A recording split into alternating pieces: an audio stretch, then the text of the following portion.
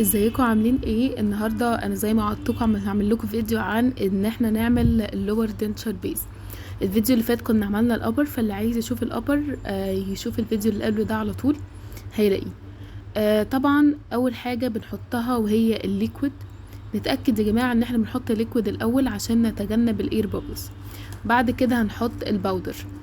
هنا انا حطيت الباودر اهو، وابدا بمسح كده لغايه ما احط كل الباودر اللي موجود عشان ما يبقاش اهدار وكده.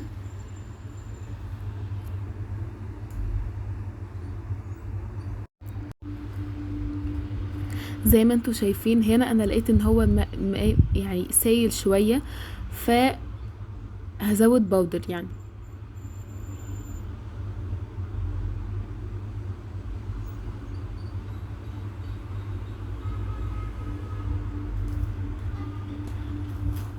زودوا باودر بحاجة نظيفة عشان ما تلوثوش الباودر اللي جوه العلبة. اوكي، برضو لسه شايفاه خفيف شوية. بصوا مية ازاي.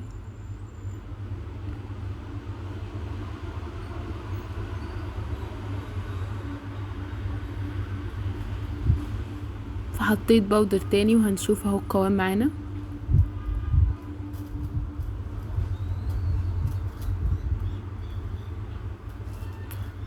طبعا هنغطيه بالجلاس لاب زي ما عارفين، وبنسيبه لمدة من 10 دقايق كده او اقل. ده الابر دنتشر بيز اللي احنا عملناها الفيديو اللي فات. هنا كانت بدأت انها تنشف على الكاست، فانا بدأت ان انا اعمل لها سيبريتنج كده واطلعها. ما ننساش اول ما الاقي ان هي نشفت شوية او نشفت بحيث ان انا اقدر نطلعها على طول، عشان لو سيبناها تحجر قوي ممكن تلزق في الكاست وما نعرفش نطلعها. فكل شوية كده اتأكدوا ان انتوا بتعرفوا تطلعوها ورجعوها تاني عادي جدا.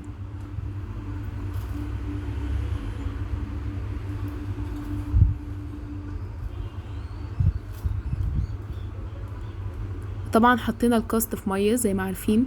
بعد كده الاكريل اللي عمل معانا هنبدأ ان احنا نطلعه ونحطه في الميه. هتلاقوه بيلزق معاكم جامد طبعا.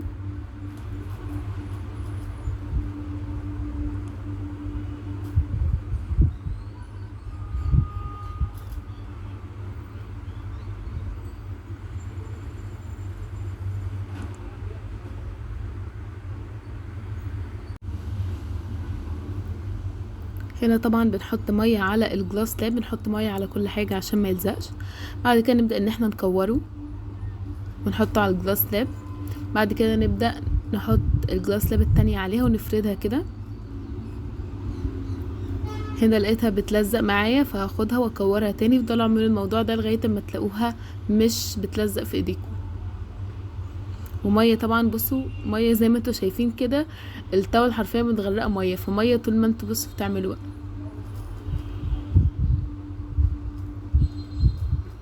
المره دي كانت اتعملت معايا، فابدا ان انا احطها على الكاست ونبدا ان احنا نعمل بريشر من جوه لبره عشان ما نعملش ترابمنت للاير جوه البيس، ما بين البيز والكاست. هبدا ان انا اسويها وابدا ان انا بقطع الجزء اللي جوه من ناحيه السالكس، ونحافظ على ان احنا الفرينم بنقصها ايه، مثلث. وهقول لكم بقى نصيحه، ان احنا بنحط التيب بتاعه النايف في مونيمر ونبدا نساوي الاطراف زي ما انتوا شايفين كده. دي هتخليها سموز ولازقه في الكاست كويس. بصوا زي ما انتوا شايفين كده بحط في مونيمر وابدا ان انا اساوي الاطراف عشان بدخل الاطراف جوه عشان تبقى في الدبس اوف ذا سالكس كويس، وهتسويها وتخليها ناعمه. ودي حركه مهمه بالنسبه لي جدا جدا جدا.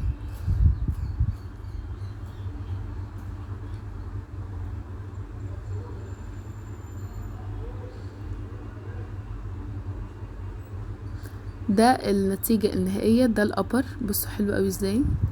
وده اللور. اتمنى يكون الفيديو عجبكم. مع السلامه.